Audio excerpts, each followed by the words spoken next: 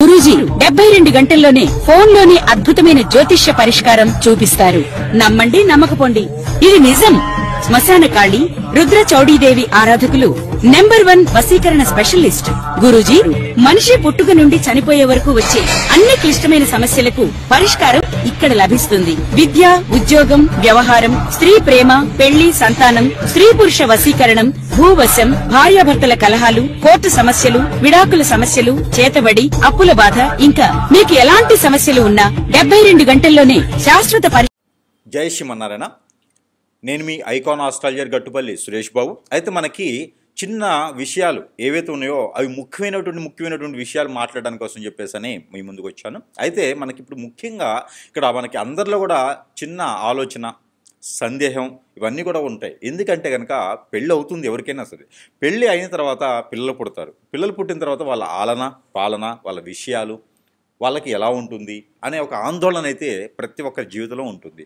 కానీ అలానే ఈ యొక్క జన్మించినటువంటి పిల్లలకి ఎలాంటి ఆరోగ్య సమస్యలు వస్తాయి, ఎలాంటి నరదిష్టి తగులుతుంది, వీరికి పరిష్కార మార్గాలు ఏంది, ఎక్కడికి చూయించుకోవాలి, ఎక్కడికి వెళ్ళాలి, ఏం చేయించాలనేది ప్రతి ఒక్కరిలోనూ పెద్ద గొడవ అన్నమాట. ఇది అంటే ప్రతి ఒక్కరిలో ఒక అనుమానమైనటువంటి విషయాలు ఉంటాయి. మనం ఉమ్మడి కుటుంబాల నుంచి విడిపోయి చిన్న చిన్న ఫ్యామిలీస్ గడుపుతూ ఉన్నాం, ఎక్కడో జీవన శైలి కొనసాగిస్తూ ఉన్నాము. ఈ మరి ఎలా జీవించాలి, ఇది పిల్లలతో ఎలా కూడినటువంటి విషయాలు అనేది అందరిలో ఆందోళన ఉన్నాయి. కాబట్టి కొన్ని విషయాలు అయితే మనం మాట్లాడుకుందాం. దాంట్లో ద్వాదశ రాశుల్లో ఒకటి ధనుసు రాశి. ఈ ధనుసు రాశిలో పుట్టినటువంటి పిల్లలు ఎవరైతే ఉన్నారో, పిల్లలు అంటే 16 సంవత్సరాల లోపు వాళ్ళని పిల్లలు అంటారు. ఈ 16 సంవత్సరాల లోపు పుట్టినటువంటి పిల్లలు ఎవరైతే ఉన్నారో, ఈ ధనుసు రాశిలో పుట్టిన పిల్లలకి ఒక 2-3 గండాలు ఉంటాయి. అలానే వీరు పుట్టినటువంటి నక్షత్ర ప్రకారంగా, నక్షత్ర పాదాల ప్రకారంగా కూడా ఇంట్లో వారికి ఇబ్బంది ఉంటుంది, మంచి ఉంటుంది. కాకపోతే దాంట్లో ఈ ధనుసు రాశిలో పుట్టినటువంటి వారికి మొదటిగా చెప్పాల్సిందంటే ఇంకా ఇది ఎవరు కూడా ఇబ్బంది పడే అవసరం లేదు, దాని పరిహార మార్గాలు కూడా ఉంటాయి. ముఖ్యంగా ఈ ధనుసు రాశిలో పుట్టినటువంటి పిల్లలు ఎవరైతే ఉన్నారో వీరు పుట్టుకతో వారికి ఆర్థిక సమస్యలు అలానే కొనసాగుతూ ఉంటాయి. మా అబ్బాయి పుట్టాడండి, మాకు ఆస్తి కలిసి వచ్చింది, మా అమ్మాయి పుట్టిందండి, మాకు ఆస్తి కలిసి వచ్చినాయి కాదు. ధనుసు రాశిలో ఎవరు పుట్టినా కూడా వారి ఆస్తులు అంతస్తులు కలిసి రావు, అలానే ఉంటాయి. కానీ కొనసాగుతుండేటువంటి జీవితం బాగుంటుంది. మిడిల్ క్లాస్లో ఉన్న, అప్పర్ మిడిల్లో ఉన్న, హై క్లాస్, లో క్లాస్లో అయినా కూడా ఎలా అయితే ఆ బాబో బేబీ ధనుసు రాశిలో పుట్టిన వెంటనే అలాగా హై లెవెల్లో అలా కింద స్థాయిలో వెళ్ళరు, అలానే కొనసాగుతూ ఉంటుంది జీవితకాలం కూడా. అయితే ఆ బాబుకు 12 సంవత్సరాలు 16 సంవత్సరాలు వచ్చిన తర్వాత బేబీకైనా ఆ కొనసాగేటువంటి జీవితం కొంతమేర మార్పులు చెందుతూ ఉంటుంది. అంతేగాని నైట్ కోటీశ్వరులు అవడం కానీ, నైట్ కోల్పోవడం కానీ జరగదు. ఫుడ్కి జరగకుండా పోదు, అలానే కొనసాగుతూ ఉంటుంది.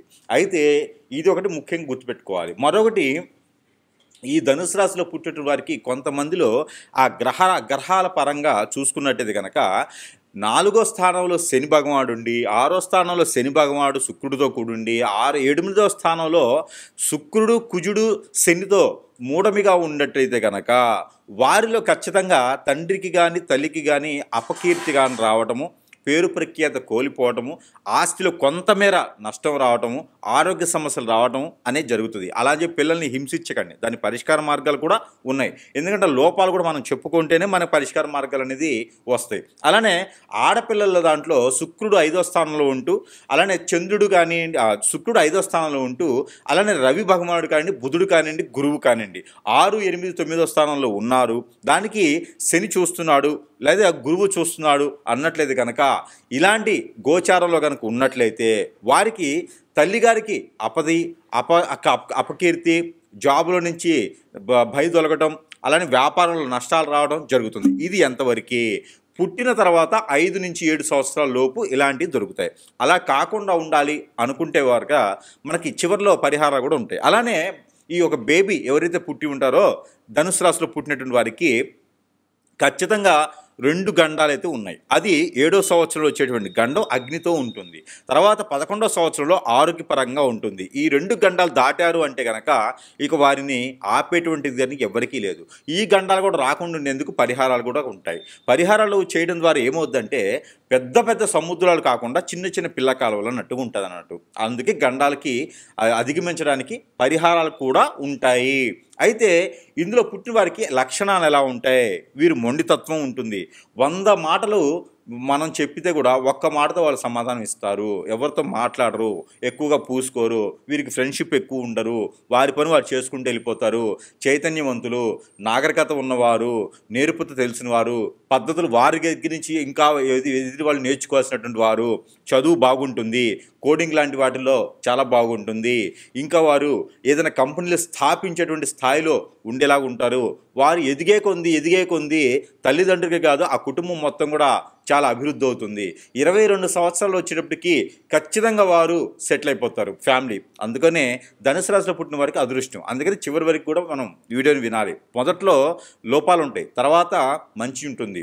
వారిలో కలిసి వచ్చేటువంటిది ఏంటంటే కనుక ఆరెంజ్ కలర్ వారికి బాగా కలిసి వస్తుంది. పిల్లలకి ఇలాచీలు తినాలి ఎక్కువగా, వారు ఎక్కువగా ఇలాచీలు, లవంగాలు, మిరియాలు లాంటివి ఎక్కువ తినడం వల్ల వారికి అన్ని రకాల ఇబ్బందులు తొలగిపోతాయి.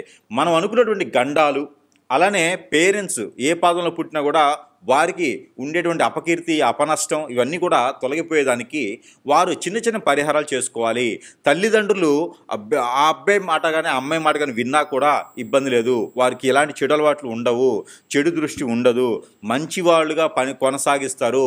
ఆ పిల్లల నుంచి పెద్దలకు పేరు ప్రఖ్యాత వచ్చేలా ఉంటుంది. అది ఎలాగా? చిన్న చిన్న పరిహారాల ద్వారా కూడా చేసుకోవచ్చు. అలా చేసిన తర్వాత అన్ని రకాల ఇబ్బందులు తొలగిపోతాయి. అది ఏంటంటే ఎక్కువగా వీరికి చేయించాల్సింది ఏంటంటే సత్యనారాయణ స్వామి వారి వ్రతం. ఆ అబ్బాయి పేరు మీదనో అమ్మాయి పేరు మీద సంవత్సరానికి ఒకసారి చేయించాలి. లేదంటే శ్రీ వెంకటేశ్వర స్వామి వారి రథ చరిత్ర, ఈ వెంకటేశ్వర స్వామి వారి రథ కథ, వెంకటేశ్వర స్వామి వారి కళ్యాణం సంవత్సరంకి ఒకసారి అయినా సరే అబ్బాయి పేరు మీద చేయించాలి. ఇక తర్వాత రాహువు, కేతువు పూజలు ఇవైనా చేయించాలి. విష్ణు ఆలయంలో సంవత్సరంకి ఒకసారైనా, కనీసం 6 మాసాలకి ఒకసారైనా సరే పులిహోర నైవేద్యం పెట్టాలి. దీనితో పాటు వీరికి ప్రతినిత్యం కూడా వీరిలో కొంత స్ట్రెస్ ఫీల్ ఉంటుంది. ఎక్కువగా ఆలోచిస్తారు వీళ్ళు. ధనుసు రాశిలో పుట్టిన వారు ఎక్కువగా ఆలోచిస్తూ ఉంటారు. ఎప్పుడు కూడా ఏదో ఒక సమస్య, ఏదో ఒక ఆలోచన అవన్నీ బాగుపడటానికి.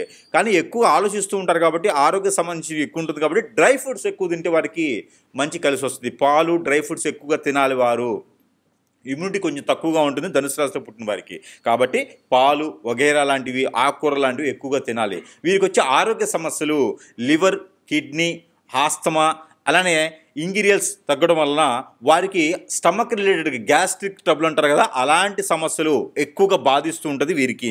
అలాంటప్పుడు వీరికి ఏంటంటే ప్రతినిత్యం కూడా బార్లీ కానీ, ప్రతినిత్యం కూడా సాబ్దానా కానీ, ప్రతినిత్యం కూడా సభ్యం లాంటి వాటితో జావకాసి ఇవ్వడం. మనకి మిలెట్స్ అంటారు వాటిని, చిరుధాన్యాలు, రాగులు, సజ్జలు అలాంటివి ఉంటాయి అన్నమాట. రాగులు, సజ్జలు, జొన్నలు, కొర్రలు ఇలాంటి వాటికి రొట్టెలు కానీ ఇలాంటి వాటితో వారికి ఏదైనా జావ కానీ కాసిచ్చినట్టయితే వారి ఇమ్యూనిటీ లేకుండా, ఇబ్బంది లేకుండా ఉంటుంది. వారిలో స్ట్రెస్ ఫీల్ ఏదైతే ఉందో దానికి డ్రై ఫ్రూట్స్, ఇలాచీలు అనేది పిల్లలకి పెడుతూ ఉంటే ఇబ్బంది లేకుండా ఉంటుంది. అయితే వారికి సత్యనారాయణ స్వామి వారి వ్రతం, శ్రీ వెంకటేశ్వర స్వామి వారి వ్రతం కానీ, లేకపోతే కళ్యాణం కానీ, అలానే వీరికి ప్రతినిత్యం కూడా దిష్టి ఉప్పుతో తీయాలి.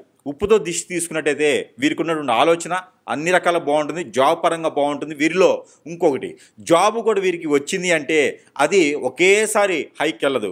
వీరికి స్టెబుల్గా ఒక స్టెప్పు నుంచి ఒక స్టెప్పు నుంచి మరో స్టెప్పు వేయడానికి వీరిలో కొంత ఆలోచన అవుతుంది. కానీ సక్సెస్గా అవుతుంది. వీరితో పాటు పుట్టిన వారు అందరూ ముందుకెళ్ళిపోతున్నారు, వీరు ఇక్కడ ఆగిపోయారని బాధపడకండి. ఖచ్చితంగా వారు కూడా ముందుకు వెళ్తారు. వీరిలో స్టెబుల్గా వెళ్తుంటారు ముందుకి. కాబట్టి చాలా మంచి వ్యక్తులుగా ఉంటారు. వారు పెళ్లి చేసుకున్న వారు అదృష్టవంతులు అవుతారు. ఇలాగా ఈ యొక్క రాశిలో పుట్టినటువంటి పిల్లలకి ఈ లక్షణాలకి ఈ యొక్క పరిహారాలు చేసుకొని అదృష్టవంతులు అవ్వచ్చు. కానీ దిగులు పడకండి. వీరికి ఉండడం వాళ్ళ ఇంట్లో తల్లిదండ్రులకి పేరు ప్రఖ్యాత పోల్చేటువంటి వారు, పెంచేటువంటి వారే ఉంటారు. కాబట్టి ఇబ్బంది అయితే వీరి నుంచి పడే అవసరం లేదు. చిన్న చిన్న దానాలు చేసుకుంటే సరిపోతుంది.